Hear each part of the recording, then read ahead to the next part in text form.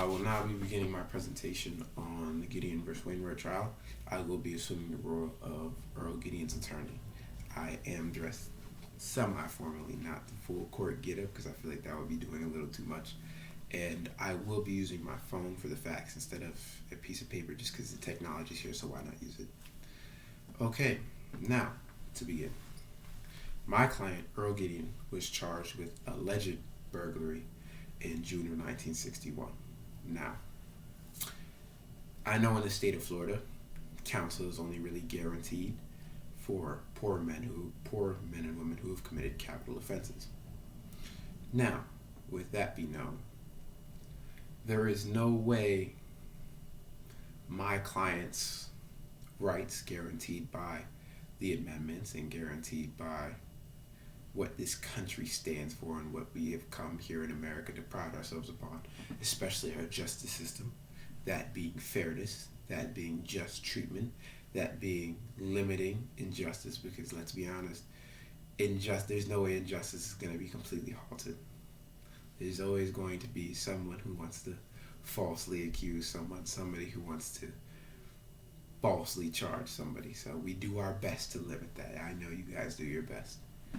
Now, with that being said, my client, Earl Gideon, who was charged, who was sentenced because he was denied his request for counsel, even though as a poor man he could not afford an attorney, even though him being educated as a poor man, he still was not sufficient enough to protect himself from what was being brought down on him.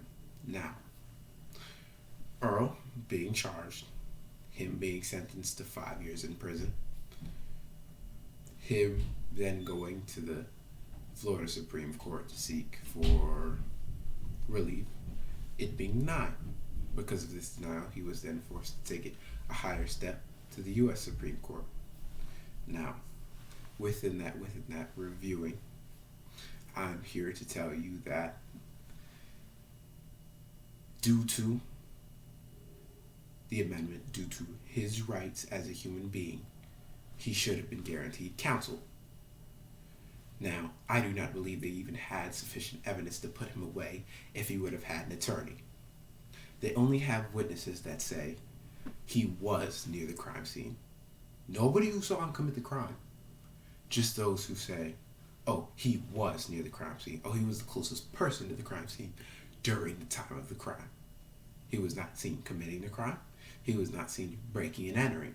He was just seen in the vicinity of where the crime happened. Due to this, I feel that my client was not only denied counsel, which already infringed upon his rights, I feel that he might have been even falsely accused.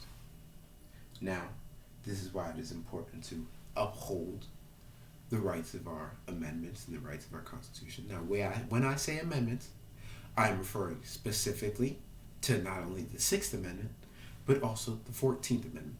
Because let's be honest, the Sixth Amendment would only guarantee the right to counsel in federal courts.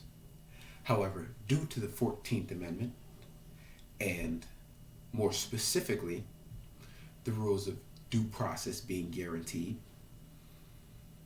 to the state, it being delegated to the state should have been required to provide the right of counsel for my client, Earl Gideon, who does happen to be a poor man living in poverty. So, due to this, I feel that my client was falsely denied that. I feel like another trial should be held.